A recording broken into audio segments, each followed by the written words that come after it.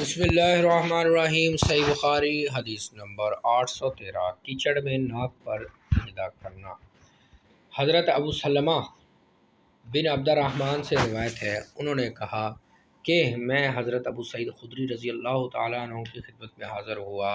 ان کے پاس جا کر میں نے عرض کیا کہ تبادلہ خیالات کے لیے آپ اس نخلستان میں ہمارے ساتھ کیوں نہیں جاتے؟ چنانچہ آپ نکلے۔ میں نے عرض کیا کہ شب قدر کے متعلق آپ نبی صلی اللہ علیہ وسلم سے جو سنا ہے اسے بیان کریں۔ انہوں نے فرمایا، ایک مرتبہ رسول اللہ صلی اللہ علیہ وسلم رمضان کے پہلے عشرے میں اعتکاف کیا، ہم بھی آپ کے ساتھ اعتکاف میں بیٹھ گئے، لیکن جبرائیل علیہ السلام آپ کے پاس تشریف لائے اور فرمایا، جس چیز کے آپ متلاشی ہیں وہ آگے ہے۔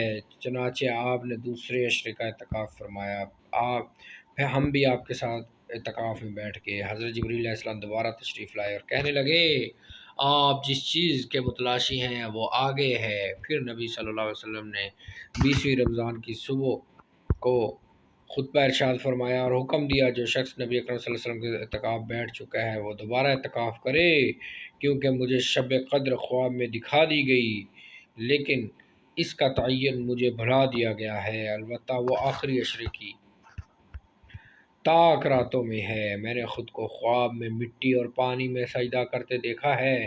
ان دنوں مسجد کی چھت کھجور کی ٹہنیوں کی تھی، ہم آسمان پر کوئی ابر وغیرہ نہیں دیکھتے تھے، یعنی مطلب بالکل صاف تھا۔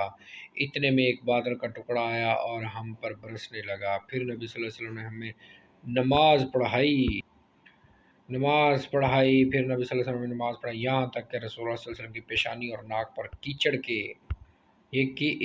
کے نشانات دیکھے۔ یہ آپ کے خواب کی تصدیق تھی۔